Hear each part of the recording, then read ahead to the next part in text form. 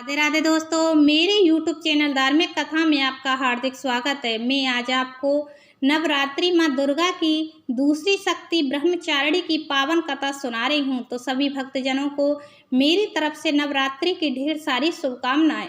यदि मेरा चैनल पसंद आए, सब्सक्राइब करना तथा वीडियो को लाइक करना ना भूलें और कमेंट में प्यारी प्यारी माँ के बारे में बातें ज़रूर लिखें। तो सभी भक्तजनों को राधे राधे, मेरी तरफ से जय माता दी।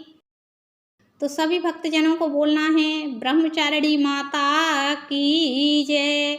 माँ दुर्गा की नव शक्ति का दूसरा स्वरूप ब्रह्मचारिणी का है। यहाँ ब्रह्म का अर्थ तपस्या से है। माँ दुर्गा का यह स्वरूप भक्तों और सिद्धों को अनंत फल देने वाला है। इनकी उपासना से तप, त्याग, वैराग्य, सदाचार और संयम की वृद्धि होती है। ब्रह्मचारिणी का अर्थ तप की चारिणी यानी तप का आचरण करने वाली देवी का यह रूप पूर्ण ज्योतिर्मय और अत्यंत भव्य है। इस देवी के दाएं हाथ में जप की माला है और बाएं हाथ में यह कमंडल धारण किए हैं। पूर्व जन्म में इस देवी ने हिमालय के घर पुत्री रूप में जन्म लिया था और नारद जी के उपदेश से भगवान शंकर को पति रूप में प्राप्त करने के लिए घोर तपस्या की थी। इस कठिन तपस्या के कारण इन्हें तपचारिणी अर्थात ब्रह्मचारिणी नाम से अभिहित किया गया। 1000 वर्ष तक इन्होंने केवल फल फूल खाकर बिताए और 100 वर्षों तक केवल जमीन पर रहकर शाक पर निर्वाह किया।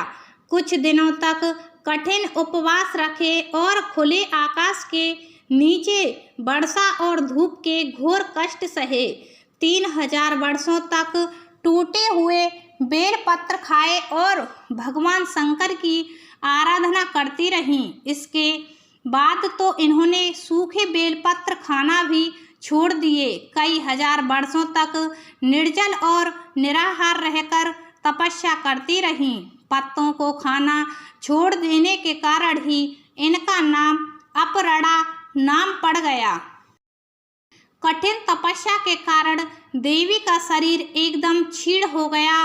देवता, ऋषि, सिद्धगण, मुनि सभी ने ब्रह्मचारिणी की तपस्या को अभूतपूर्व पुण्य कृत्य बताया, सराहना की और कहा है देवी, आज तक किसी ने इस तरह की कठोर तपस्या नहीं की। यह तुम्ही से ही संभव थी।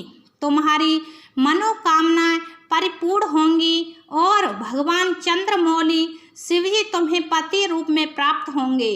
अब तपस्या छोड़कर घर लौट जाओ, जल्द ही तुम्हारे पिता तुम्हें बुलाने आ रहे हैं। इस देवी की कथा का सार यह है कि जीवन के कठिन संघर्षों में ही मन विचलित नहीं होना चाहिए। माँ ब्रह्मचारिणी देवी की कृपा से सर्व सिद्धि प्राप्त होती है। दुर्गा पूजा के दूसरे दिन देवी के इसी स्वरूप की उपासना की जाती है।